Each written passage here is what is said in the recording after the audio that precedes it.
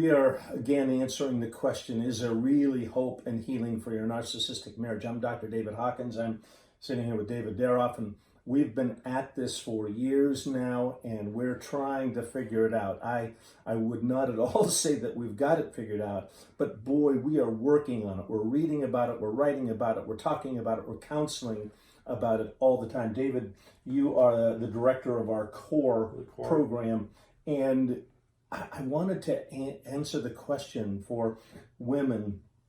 It's really a very prominent question. You know, how will I know if my man is getting it? How will I know if he's beginning to change? You've called it before a conversion experience. I have. Following, my favorite word, intervention. Okay, they're not going to, do what you've always done. You're going to get what you've always done unless there's an intervention. Right. So something has to be presented, and I see it.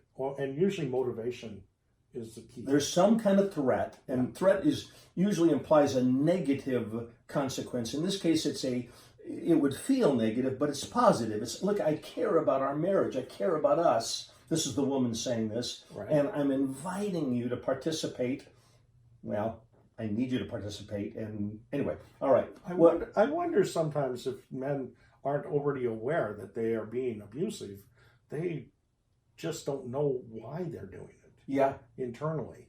And so by being called on it, I think many men can come to this very open-minded with the ability to change.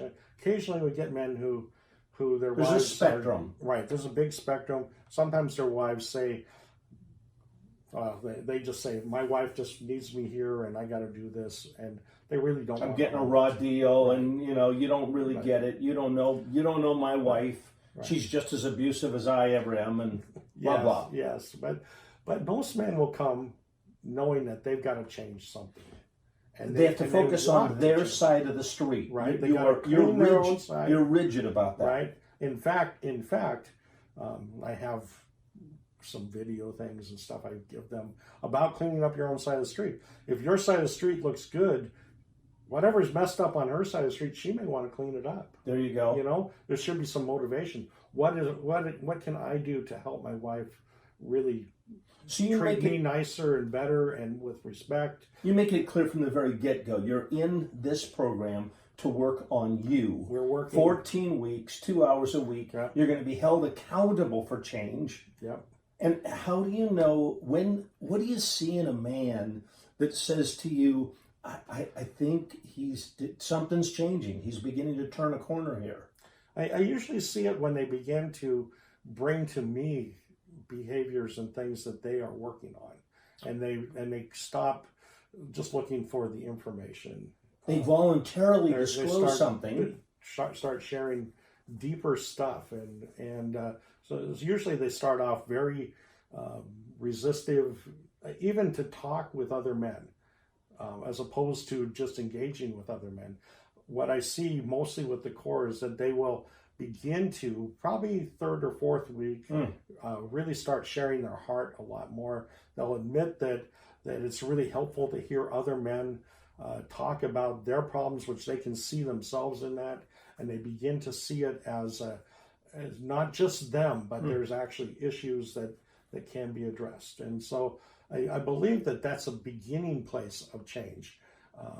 I often challenge them to figure out how to love their wives better and to proactively do this. And if they start taking on those kinds of behaviors, which are outside of the group, by the way, I give them helps and I give them materials to think about this. But if they start to do that, then you know that they're really motivated to do it. And keeping motivation up is a big deal. I want to teach them about bad thinking and bad behaviors and what motivates it. But ultimately, they have to recognize that their wives are a precious gift to them, and they really need to fight for it and to quit trying to be so selfish about themselves.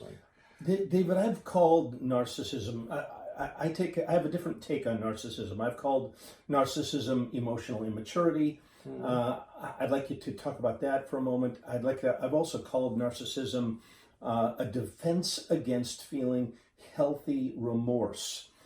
Do you see that? Let's start with that one. Do you see men as they start to make the turn? Do they feel bad? Do they develop a capacity to say, man, I'm starting to see myself here, and I don't like what I'm seeing, and I am sorry, and I feel empathy and compassion. The women share with me ongoing. He doesn't feel any empathy, doesn't feel any remorse, doesn't feel any compassion. Yeah. He's detached and full of himself, which I think that is therefore narcissism. But do you see that begin to crumble at a certain point? What I often see is that the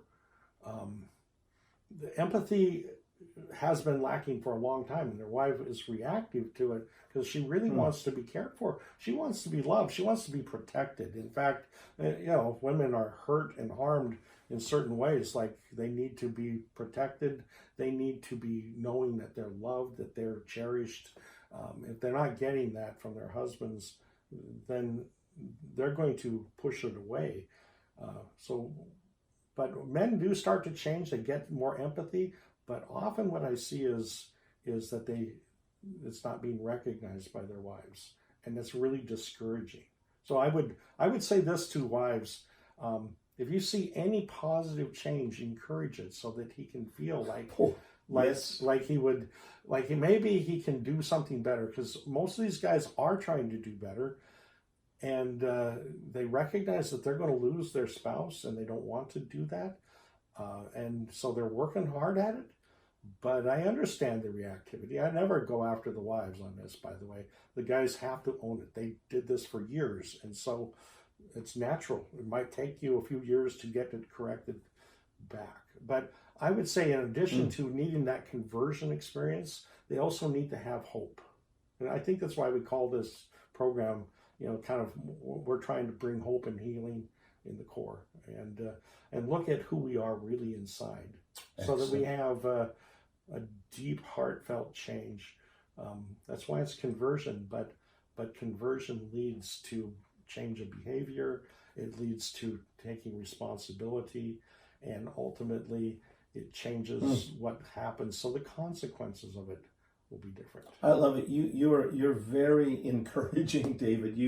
I think you offer women and men some real hope here.